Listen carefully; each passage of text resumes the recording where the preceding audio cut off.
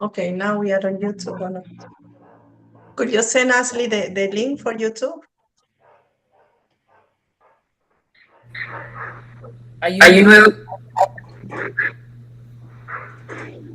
Hello? ¿Aló? Ya Ya estás en estás en vivo. vivo. Nos Nos puedes puedes enviar enviar de escuchar. escuchar. Uy, el Uy, el sonido. sonido. The The sound. sound.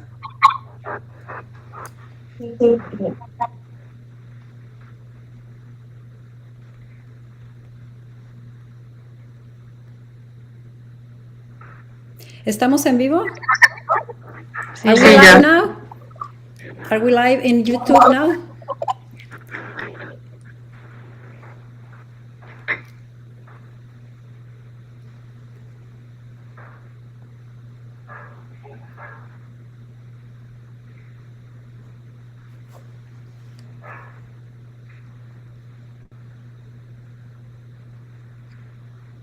Okay. Are we Are on we you? on you? Yes, we have a new link and we have been sent to a new link. If you go to YouTube, in the chat, there is a new link and you can see that.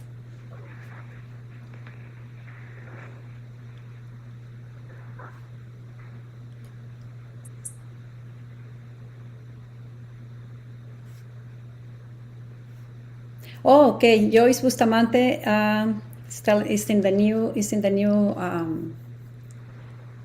is in the new link, and she's telling us that she can see us. She's okay. We're just waiting for the lawyer now. Freddy, can you contact him and find out if he is able? Because he was in the other room and he might be. Ya. Ya solo.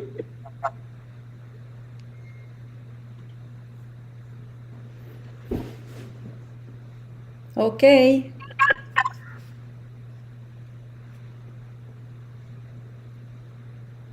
We are ready to start. We're just waiting for the lawyer because he was in the other link and we were transferred to this new link.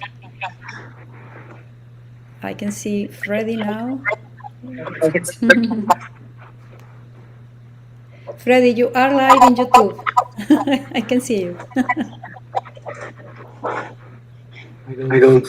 Okay.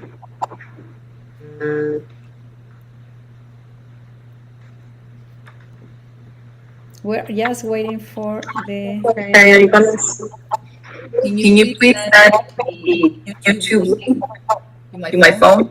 I can I can send send it it to to other other people. people. And I And don't I know don't know if if it's it's double. double.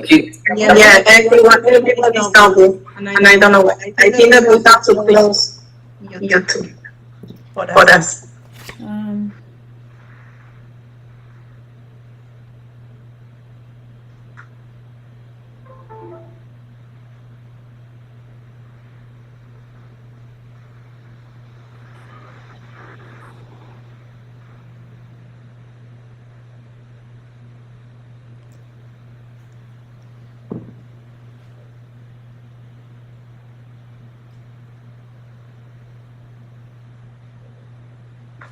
Ya estamos. Falta André, el abogado. We're missing the. And everybody who was in the other link is not here yet.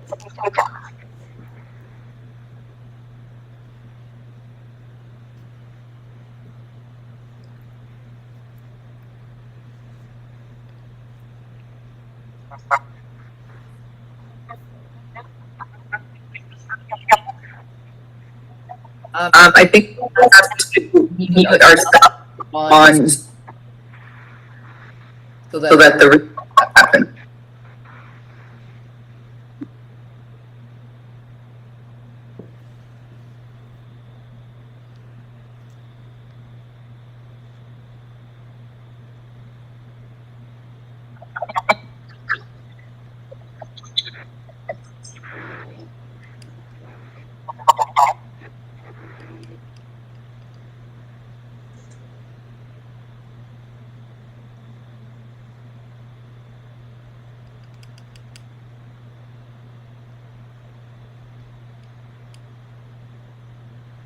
Did you send him? Dice que no tiene el nuevo link de Zoom, este muchacho, Freddy. El último que mandó de Zoom. Sí, Sí, yo me lo envié a mí mismo y se lo mandé a él también. El mismo. Algo con él. Ah, que ya la llegó. ¿Qué será que nos escuchamos ahora?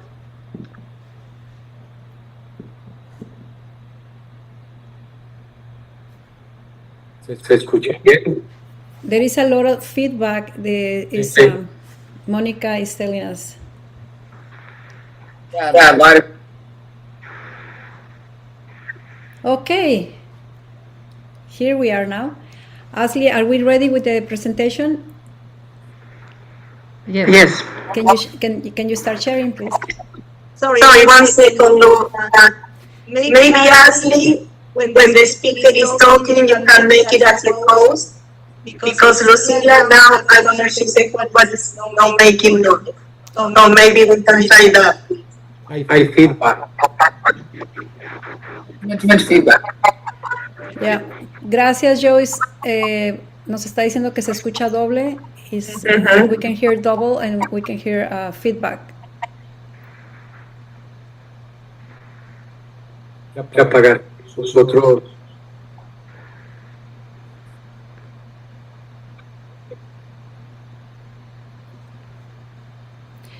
Can we start now? We are all here finally, and I want to make sure when I'm talking there is something going out. There's like a second sound. I think we have to mute ourselves on the speaker. Yes. On Zoom. So yeah, let's mute everybody and except the one who is talking. Let's see if that helps. Okay. But I can still hear something in the background. Joyce, can you confirm Joyce, can you help us to confirm if you can hear the noise in the back, because I can hear some noise. Ashley, maybe you need to as well turn off, mute yourself, maybe.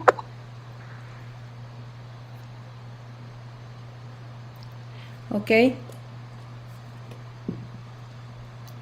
Okay. Still double. The sound is terrible. Why is that? We're trying to figure that out. Can anybody please confirm if you can hear better this time? I hear you better. I hear you better.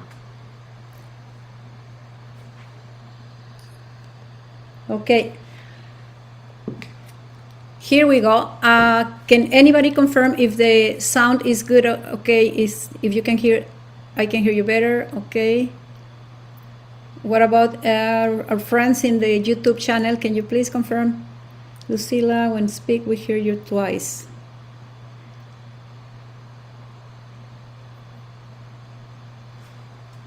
That's funny. Why is that?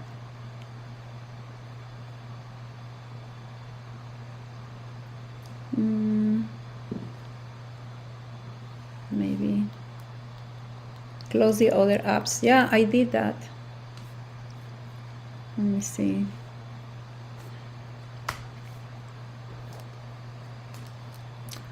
Okay, I think we should start then. I don't have any other apps open. I don't have my phone here. Okay, let's try to keep going and see how this goes for everybody. So we are so sorry that this came up at the last minute. Something happened with this technology and we just had to switch the link from one link to the other. But we are so glad that you are here with us today. And let me introduce you to this incredible real estate team that will be leading today's webinar with me. And this group is made up of seasoned professionals who bring hard strategy and results to every client interaction. We are very focused on helping people through life transitions, and we love to help in any possible way. We understand the process of downsizing, divorcing, buying and selling in different circumstances, and we want to make sure that clients and agents who are today with us leave this session with a lot of information and good questions answered.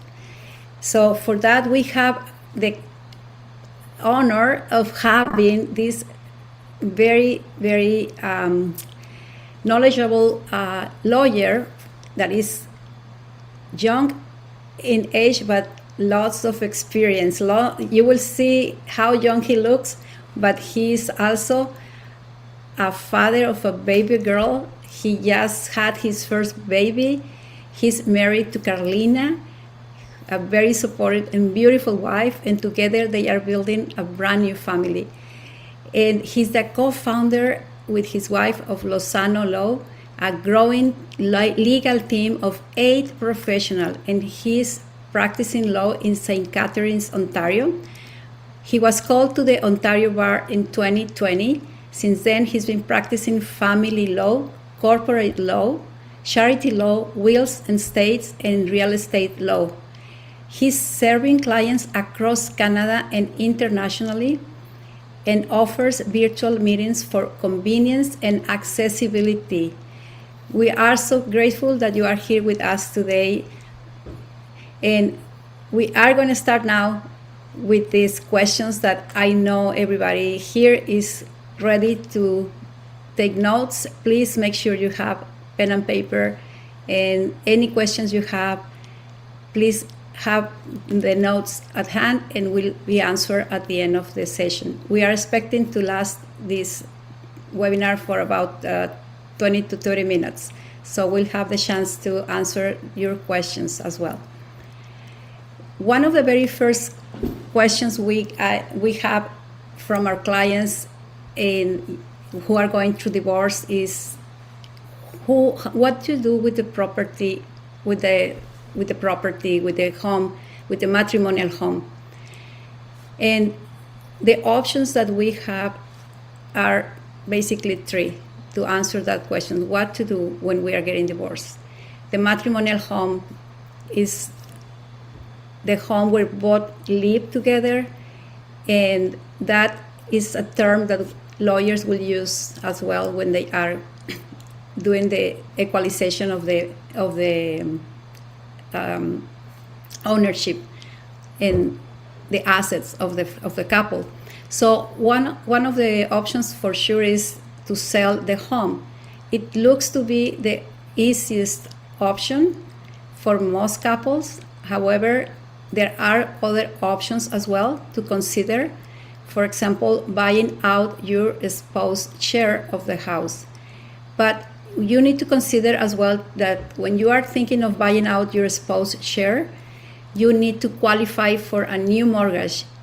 Most of the times, if you have purchased the house some years before, the situation of the mortgage and the way you were approved before, it will be different from now, because now you have to qualify on your own.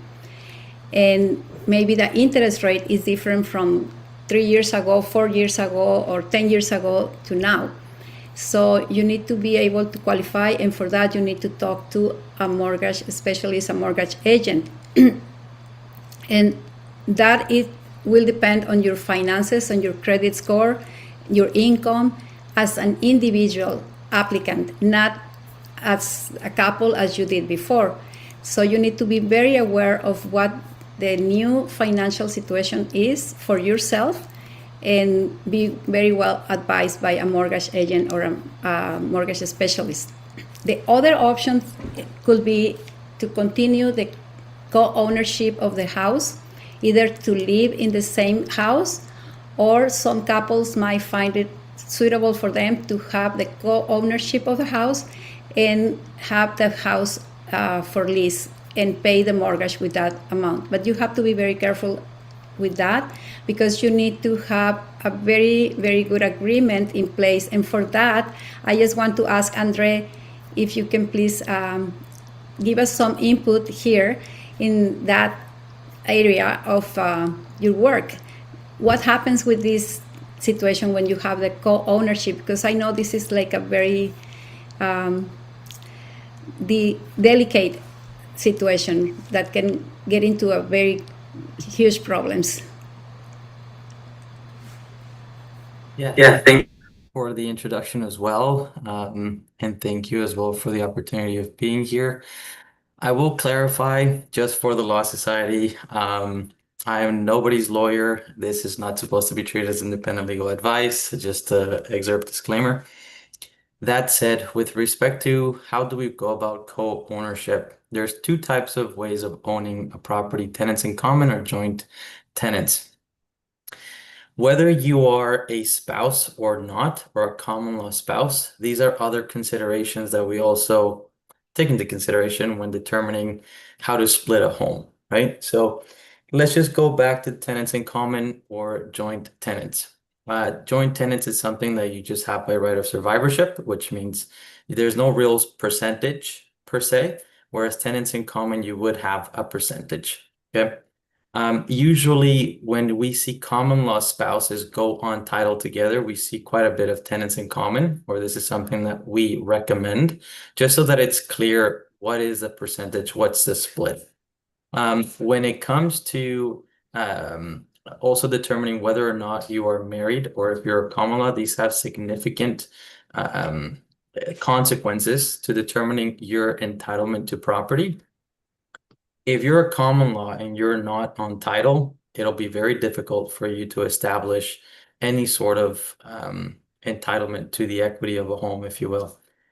If you're also common law, or if you're married, sorry, you would be entitled to property. So whether or not you're entitled as a married spouse, it has no bearing on whether or not you get to share in the property.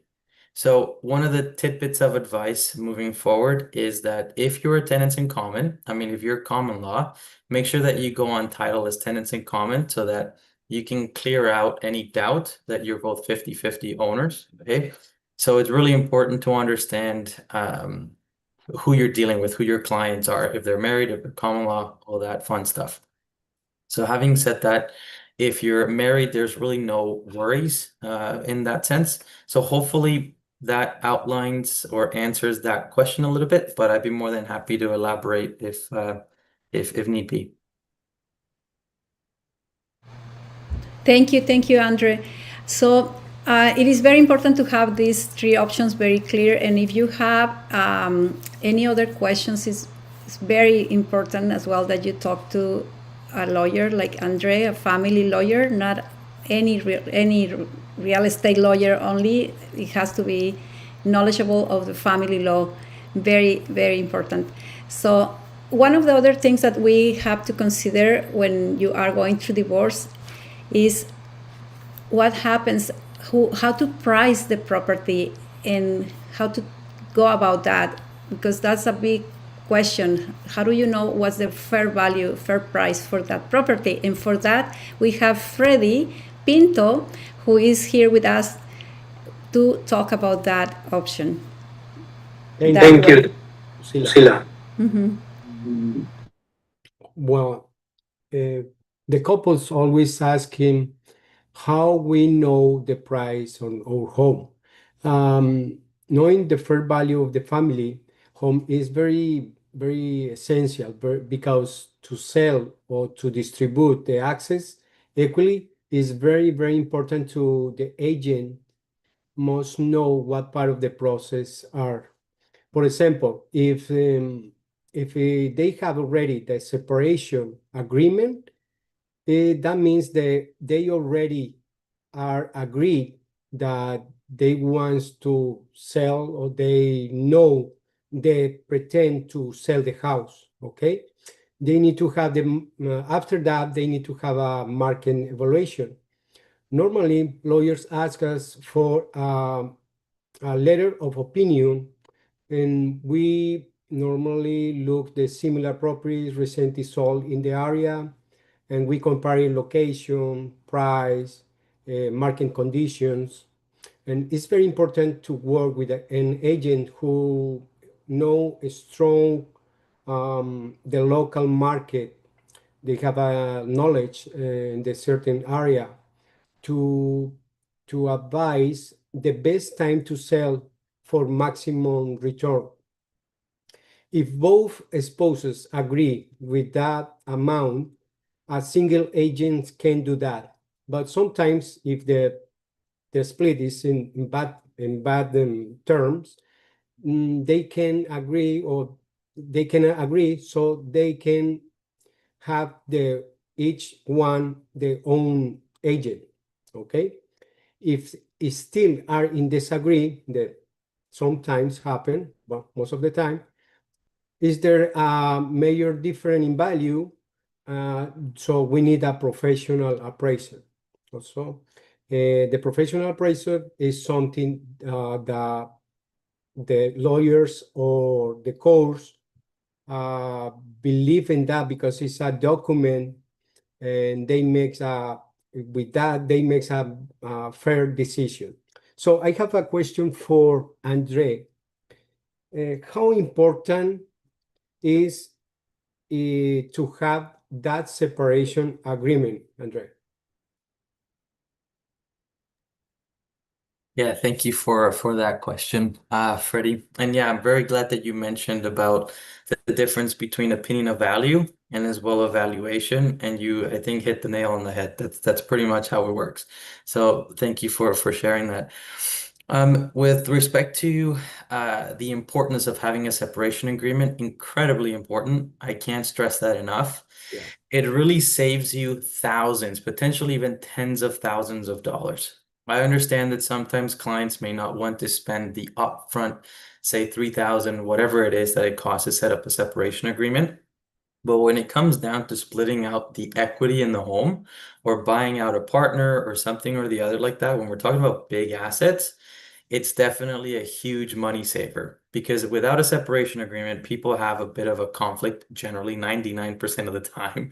It's nice to see the occasional 1% not be, disagreeing and all that stuff, but generally there's a disagreement. And so what this means is that we resort to court, and it's a very lengthy, time-consuming, and extremely expensive process. So to your point, Freddie, I always recommend clients to get a separation agreement for that purpose, because you can even agree on a particular person to provide you with a valuation or an opinion of value. And it just sets the stage for success and really saves the client costs, which is usually what we're after. We're trying to save the client cost. We don't try to take people to court and milk the client, so to speak. That's essentially how we do it in practice. Okay. Yeah. Thank you. Thank you, André. Well, after that, if they agree if they decide or have to sell the house, we start to work as a normal listing. We create a marketing plan, and we try to sell as we don't have any difference between a listing that is in that situation or not, because we have to be fair. We cannot explain to the buyers that is a separation, because that will be a part of the negotiation, right? Maybe somebody can take advantage of that. So after that, so we make the marketing plan and the normal listing. So after that, there's another question. Question number 3 is, who's next? They have another question. Could you, Ashley, could you do the next question, please? Okay. Thank you so much, Freddy. Thank you, Vicky. Oh, we have Vicky here, Yeah. and she will explain the next very important question. Sure. Regarding Thank you, Freddy. So now some question that the client asks is like, if I want to sell the house and my spouse does not, okay? So again, as Freddy say, and even André, they were talking about the separation agreement. So separation agreement is a key, right? Because in a separation agreement, both the couple, they are agree on the selling of the house. Without the separation agreement, is for us as a nation is so stressful, and even not possible to put the house for sale, because you cannot deal with the couple until they are not agree. Okay, so this is the key. And André and Freddy, they were very specific about talking about the separation agreement. So we, as a real estate agent, we just follow the direction for the separation agreement. And the couple, the first step that they have to do is talk with the family lawyer, with André, okay, to do the separation agreement. And we just follow the direction for the separation agreement. Another thing is like sometimes the people say, okay, just my husband is on the title, or one of the couple is on the title, okay? Doesn't matter who is in title, both have to be agree, because you need the consent for the other person, okay? So if it's a couple, like a matrimonial home, and both they are living together for many years, doesn't matter if it's just one person on title, the spouse has to consent. So if we're gonna do the listing, okay, the person who is in title gonna sign, and the spouse has to consent the listing agreement, okay? Some people even ask, what's happening if just because I think that even for André, so many people, they are wondering what happened if I'm not entitled, okay? Again, because it's a matrimonial home, when the house is sold, all the value of the equity for the home is gonna be shared on both parts, okay? Maybe one of the person bought the house before they get married, but they were living together as a matrimonial home. So the gain for the sale of the property is gonna be shared equally on both parts, okay? So I have some question for you, André, because many people ask, okay, we sold the house already, we have the agreement, and both parties, they were agree on the offer that we received. They signed the agreement and was okay. But when the closing day came and you have to go to the lawyer, and one of the part, they decide do not sign the final document. So I don't know, André, if you can help us with that situation and explain what happened if they are not agree in that step. First of all, yes, it's a nightmare, okay, for everybody involved. And I can speak to this because I actually had to deal with this last year on one of the files that we had. Essentially, the home was going through power of sale, foreclosure, basically. Sorry, so foreclosure is basically US language, power of sale is Canadian, so that's kind of what I mean, foreclosure and whatnot. And everything was good up until that point, until we met at the lawyer's office. He needed independent legal advice, our client needed independent legal advice. The other side did not want to sign anything at all on closing day. It could really jeopardize the deal, because the bank had given us consent to not enforce the mortgage, with the condition that it would close on that day. And if it didn't close that day, we would have gone through the whole civil process. It would have been a nightmare for everybody, right? So in any event, what would happen in the situation similar to this one is, if somebody does not want to sign, it's definitely an inconvenience. You have two issues. One, a civil litigation issue where the potential purchasers, assuming you're selling, right, could sue for specific performance. So they could go take you to court as sellers, as couples, right? Assuming both of you are on title, right? Or both parties are on title, they would sue for specific performance. Sometimes it's advisable to pursue specific performance, sometimes it's not. So when it is advisable to pursue specific performance is for when instance somebody's going to get a really good deal. So right now with the market's really much like a buyer's market, for instance, right? So let's say by the time of closing, say 3 months from now, then the market really shot up, right? Well, if the same buyers were to go purchase a property somewhere else, they would now have to pay over $100,000, $200,000 more, let's just assume, right? Then at that point, it would make sense to then sue the sellers, right, for specific performance and actually carry out what they said they were going to do, right? But this does take time through civil court. Then there's a family dispute on the side, which is how much am I entitled to, right? So it definitely is a big nightmare, but next steps would generally be negotiate with the other counsel who's providing independent legal advice to the party who doesn't want to sign, and tell them that not only there are huge issues that could ensue for both lawyers as much as part as the spouse is looking to split. So it would really not be advisable to advise the other party not to sign documents, because then all these problems could ensue. And generally, then once you paint a picture, the other side tends to back down and just continue with signing the documents. But of course, you do have that rare moment when they just decide to stick to their guns, so to speak, and the home does not sell.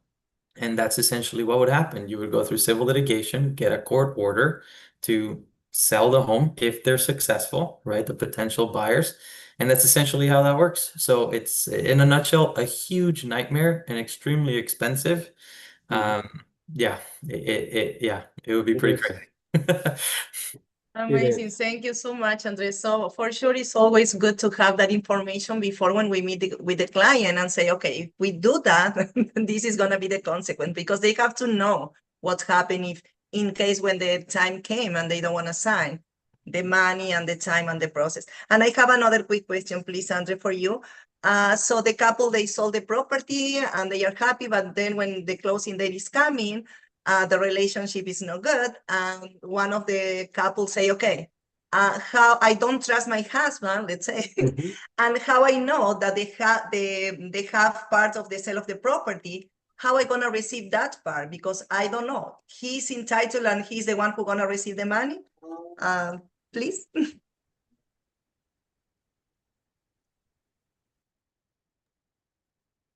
So André, if you can clarify that question. Sorry, yeah, I forgot to unmute. My apologies. Thank you. Yeah, that's a really good question, actually. I'm really glad that you're asking this, because it does actually happen. And when it happens, like you say, right, the effort of the webinar is to provide with some sort of answers or direction, right? So I understand that sometimes people might not trust their spouses with the management of money, but I want to walk you through two scenarios. Going back to the first ones, whether you're on title with the spouse or whether you're not on spouse with the spouse. If you're married, whether or not you're on title, counsel for the person on title would have to hold money in trust. They can't release money to any spouse as long as there is a pending issue regarding the matrimonial home, right? So let's say, hypothetically, there is court, right? They're in the eve of filing documents with the courthouse, and you've already sold the home. Well, pending further determination at court from a judge, the lawyer who's handling the sale has to keep money in trust until they have a court order. That's how it should go. And if it doesn't go that way, the red flag should be going up all over the place, right? Because that's not the way that it would work, right? A lot of lawyer could get in big trouble, and you don't want to be dealing with that. So anyway, that's one thing. Now, let's now go over to another situation where we have parties who are common law, they're not married, okay? And there is pending determination of family court. Technically, you could say that there is a family law matter and the lawyer should keep money in trust. Generally, it's very difficult to prove as a common law spouse that you're entitled to 50%. I'm not saying it's impossible and doesn't happen. We do have clients that we're made that claim for, right? But legally, it's really the one party who's actually deserves the money or is entitled to the money, because it's a common law relationship and there's only one spouse on title. Now, on the other situation, you could have a common law relationship, but both on title. So then at that point, you can't release funds as a lawyer until further determination at court, okay? So some suggestions would be, if you're a common law relationship, right? And this is, of course, not legal advice, all this stuff, whatever. So we would highly recommend that you would go on title, on the home, just to secure your interest. There are other complications when if you don't have a good credit score or there's other stuff that plays a role in getting approved for a mortgage that could impede or help your ability to get on title. If it impedes your ability to get on title because you have a bad credit score, well, there's really no way to secure your interest unless you have some sort of contract, right? So again, to kind of recap, on a spouse, it doesn't really matter. Money gets held in trust until pending determination. If it's common law, it's a little bit more dynamic, a little bit more challenging. But to secure any, like to clarify any doubts, it's always good to have an agreement in place so that it's clear what your entitlement is and you don't have to keep wasting time and lawyer can then release funds to both parties. But let's just say we've already dealt with all that. Let's say we got a court order. Technically, the lawyer cannot release funds to only the sole title holder. They would then have to get a void check, so to speak, or a direct deposit account, and then release what they've been ordered to release to both parties. So it wouldn't go, here, dad, or here, husband, I trust you to pay wife. That would not work that way, right? Because obviously for obvious reasons, right? So generally we would be ordered to give X% to this person or X% to that person, tenants in common or whatever. We have to look at a bunch of financial stuff. But generally that's kind of how it boils down. So it is complicated, but I'm glad you asked because it's a very unique thing that does happen. Okay, amazing. Thank you so much, André, for that great information. So now they are agreed to sell the property, and we go to the next question. Who is going to be responsible to do the work and to pay for that? So now we have Sondra here who's going to explain that information to us. Thank you, Sondra. Thank you. Thank you. Okay, so we've decided we're going to go ahead and sell the house. So now who is responsible for making sure that the house is ready to be sold? So the answer is both. They both have responsibilities. Of course, if you put it into a separation agreement, then in the separation agreement, you can show the responsibility of each party, right? And can you guys hear me? Yeah. Okay. And the one thing is during an offer, both parties also have to agree on the terms of that offer. Okay, so that's the closing date, the terms, both parties have to sign off on it. So, you know, we have the different scenarios that we spoke about. You know, both parties can be living there. One person can be moved out, living with family, friends. So of course there's responsibilities on the expenses. So the person that stays in the property has to be compensated, of course. They're the ones staying in the property, staging and making sure it's clean. They have to leave during the showings. But so is, you know, the person that is moved out, right? They're probably staying in hotels, so that's not ideal. So they have to also be compensated. So with an agent, what's good is that we are able to let them know when, you know, approximately how long it takes for a property to be sold. So that's a little bit, that's helpful, I guess, for the couple that is going through this heartache.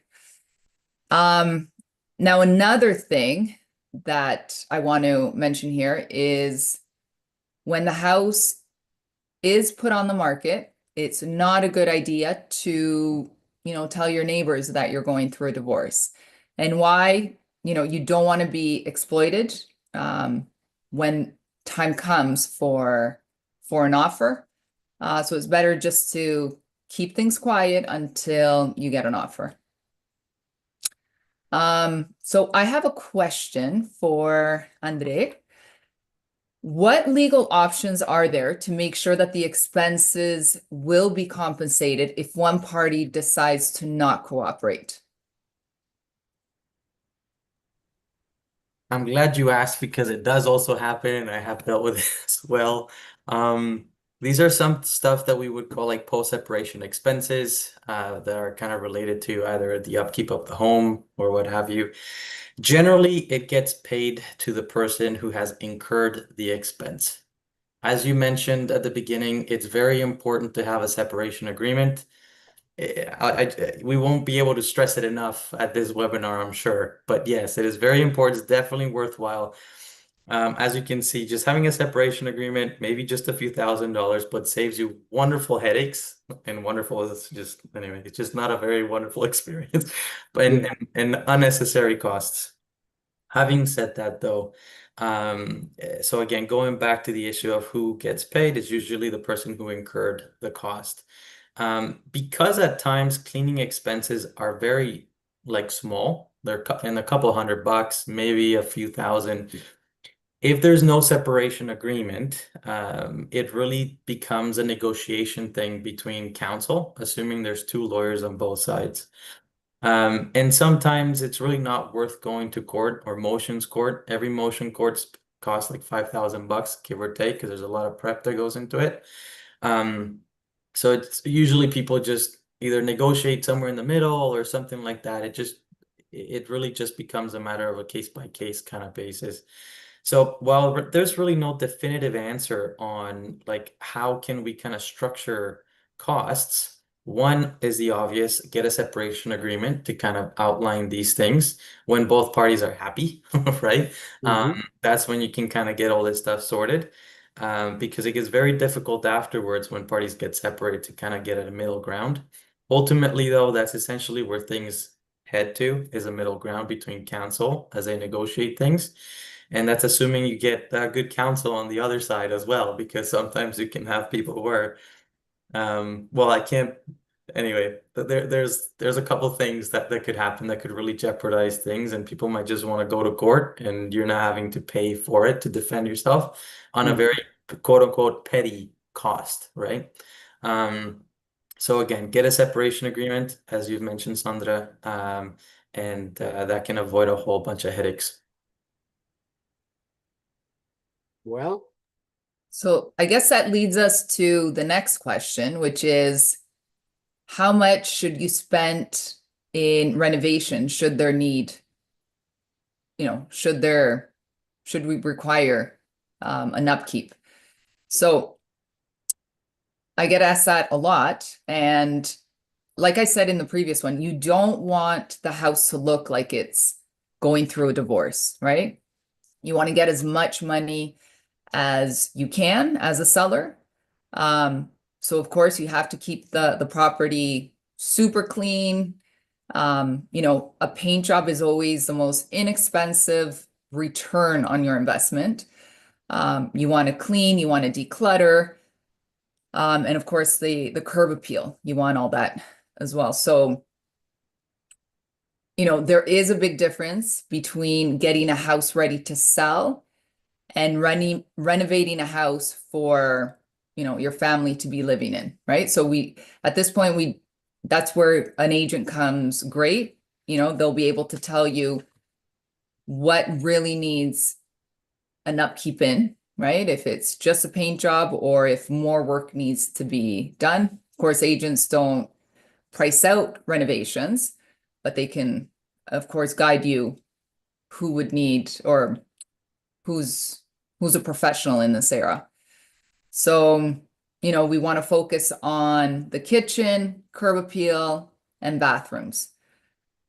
So, any questions that we might have?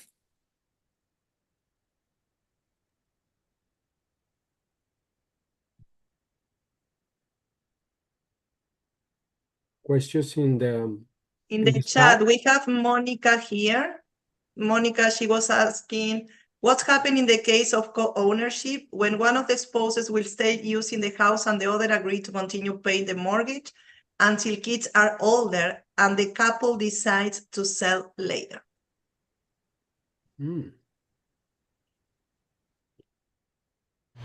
André, can you give us your input in that case? Yeah.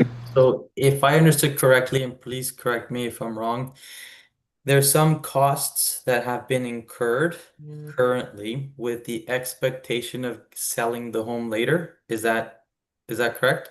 Yep. Okay. It kind of does, timelines do also play a role. So hypothetically speaking, if parties are investing in setting up the home and they're married and they do renovations, cleaning ups and all these things, and they're still getting along right up until that point, they're technically not really separated, and then later you decide to separate, then really all that is kind of lost, so to speak. But let's say you have already separated and you've, in anticipation of selling later, decided to incur some cost in renovation or cleaning up or and whatnot. We would highly recommend that you have all the invoices, all the expenses you have paid, because these again fall within the post-separation expenses. So once you choose to sell the home, now you have kept track of all the invoices, all the payments you've made, that we can then try to get back to you, essentially, or give you credits with some sort of like offsetting some other obligations, financial obligations, if there are any, etc. One question that I have from clients often: if the ones who stay in, if they are co-owners, they decide that one of them will stay in the house because the children age, schools, and all of that. Who pays the cost of the keeping the house, mortgage, property taxes, utility bills? How do they distribute the expenses? What will be the recommendation there if that was the case? Like that is like the first question, and then the second part will be when they sell the house, let's say after 3-4 years, the value of the house increase. So what happens, like if one of them paid for all of these expenses, does this person has a right to have more equity in the house? No more equity, more profit from the sale? That's two parts questions. Mm-hmm.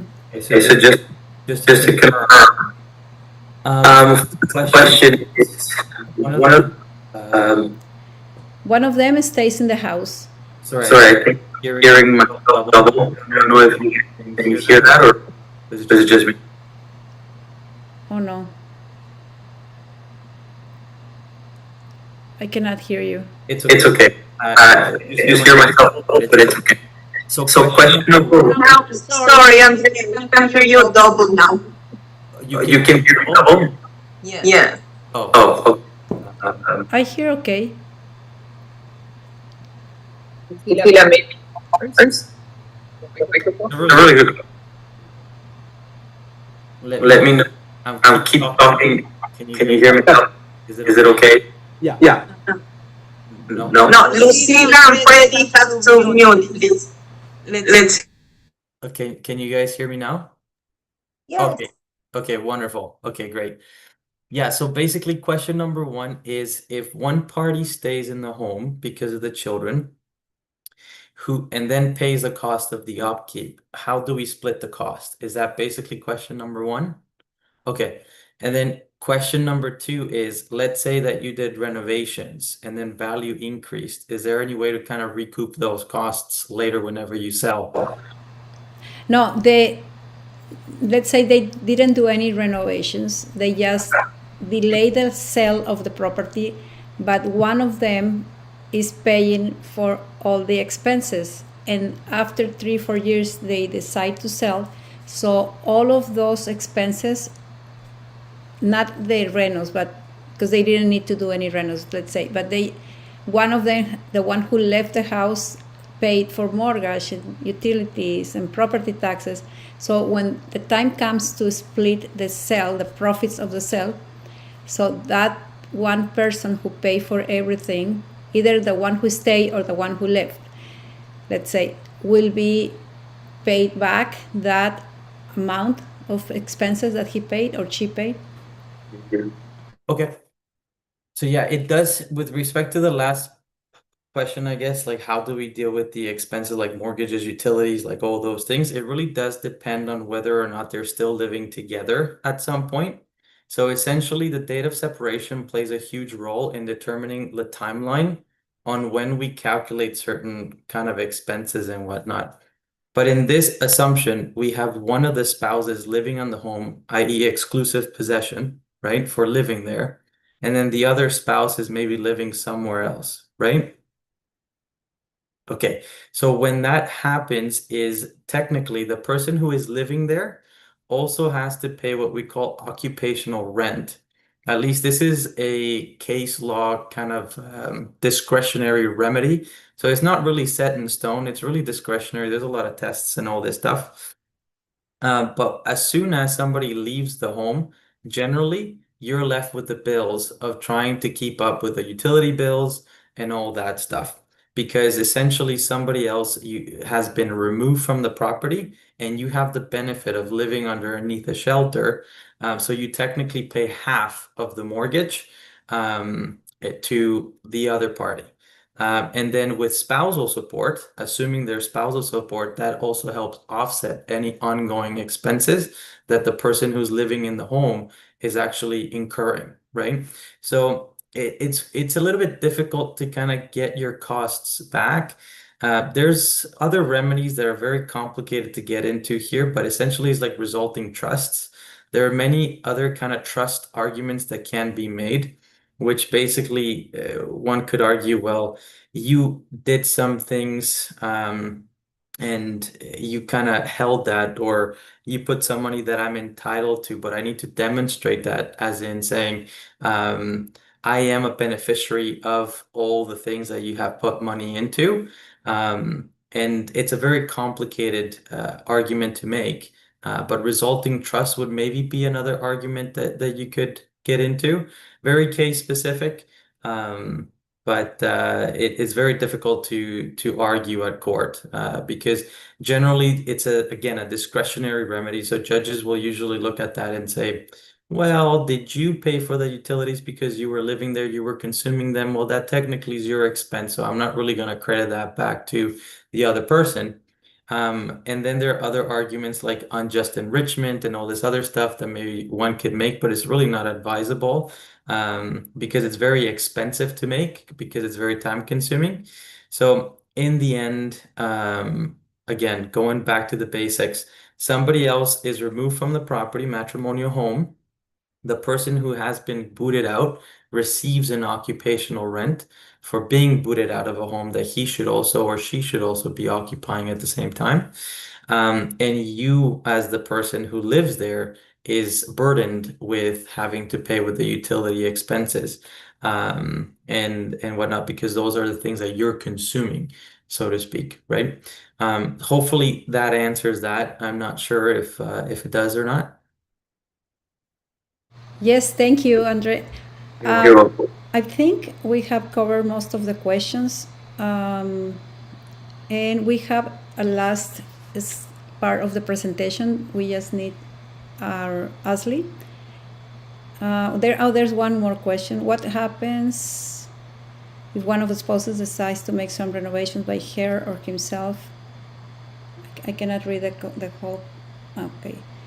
What happens if one of the spouses decide to make some renovation by her or himself with the acknowledgement of the other part, but after the same part does not recognize any expense of the improvements? I think that's the answer you gave us, right? That Yeah. or if you want to, André, if you want to just make some a last comment about that. That's a very repetitive question that we've been getting. What happens if the one who stays decides to make some renovations, but then at the last time, when the closing comes, the spouse does not recognize any expenses of the improvements? Okay. I'm just the question. I can visualize it. Mm-hmm. So what I would say is before you before one starts spending any money in renovations while being separated, let's have an agreement. Let's have something in place, right? Because if you don't, you're going to be spending money on renovations for the sake of improving the property, and then hope the other person is going to agree to that. So the problem, in the way things are set up here, excuse me, it goes by whether or not there's an agreement or whether there's a court order. So you're really not left with any options. If you don't have an agreement, now you're left having to go to court to enforce the renovation costs that you have incurred to the property. This is where the arguments of unjust enrichment and all these things come into play, right? So again, very difficult arguments. Whether it's worth going to court depends on how much you spent in renovations and whatnot. But I would not recommend that you start shelling out money or spending money on renovations when you haven't already come to a mutual agreement on how you're going to be spending that, or how you're going to be splitting that, or how is that going to look like? Are you going to recoup that or lose that? So it's a very unique question. And again, there are other factors that play a role. So again, don't take that as complete independent legal advice, but it's something to consider for sure. So, first of all, they need to have the best. Ideally, is to have a separation agreement in place, and secondly, if let's say they come to the point where they sell the house and the other party does not want to recognize the amount of money spent on the renos, then they have the option as well to go to another level of, let's say, legalities, like suing the other party, or just what will be if let's say somebody spent $20,000-$30,000 and they want to be paid back, so they have the option to go to a small claims court, for example. I'm just asking a dumb question. Maybe it's not an option. No, it's definitely not a dumb question, because it does happen, and you'd be surprised how frequently some of these things happen. Generally, people don't really anticipate a divorce when they get married, or like a separation, so they don't really think of having these things set up, which again, we highly recommend that you have a prenuptial agreement of something of sorts. And then separation agreements just kind of help outline, again, the rules. But to get back to your question on, like, what are the recourses? Like, what recourse do I have, right, to get back my 20, 30K on the hypothetical? Because here it works by whether you have an agreement or court. They're not going to agree now. You don't have an agreement now in place and you haven't had one. I'm sorry, but now you're going to have to resort to court, go in front of a judge, and get a judge to order how much you should be entitled to from the proceeds of sale. So again, because it's pending further determination, right? Money should be in the lawyer's trust account, whoever did the real estate deal, right? So there shouldn't be any money handed out to anybody yet until we have a court order or an agreement. Usually, if you're looking to recoup 30K or what have you, maybe it would be worth going to court, maybe going to a motions court, spending $5,000, maybe to recoup 25. It's better than nothing, right? So it really does depend, but in terms of how you get to enforce the money and maybe get some money back, unfortunately, is going through the legalities of going to court and getting it done that way. Thank you. I think we have no more questions for the moment from the viewers, and we just want to provide some information for the viewers that are here yet, and we'd like to make sure they have our information as well. And please, Ashley, can you share the last two slides that we have for the presentation?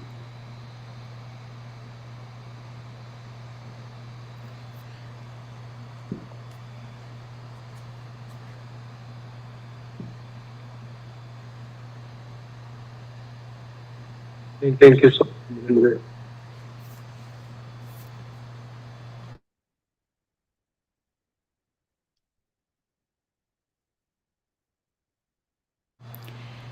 Next quote. So basically, when you are going through a situation like this, the best thing you can do is to have yourself the best team of professionals around you. And in this case, we are talking about family law, which is very, very, very important. We stress that a lot, that you need to have a family law lawyer. Don't go and talk to any lawyer if it is not a family law specialist. And we have today the presence of André Lozano, André Lozano, and he is very collaborative, and he has a very great team to support him. And I just want to say that make sure whoever you choose to work with has these 3 C's: the collaborative, comprehensive, and compassionate. Make sure you have the professionals like real estate, lawyers, mortgage agents that are going to be there for you when you are going through these hard times. So from us, this is it. We have finished the 5 most important questions that our clients are asking most of the times when they are going through divorce. And we want to thank you for being here today. And yes, next is our information.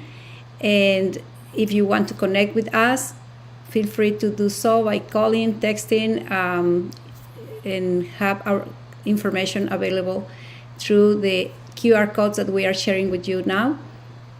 You can grab the information right here.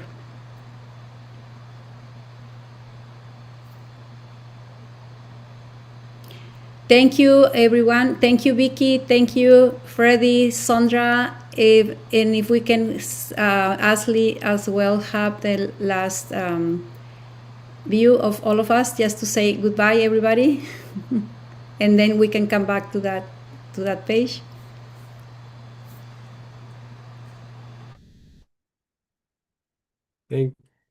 Thank you so much for everybody. And well, it was a great information. And well, next time you get married, think twice. Think twice. Life is beautiful. So, yes.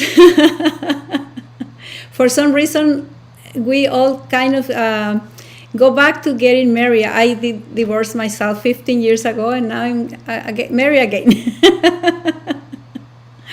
So thank you, everybody, and I wish you all a happy marriage. If it is the first, the second, the third, but be happy.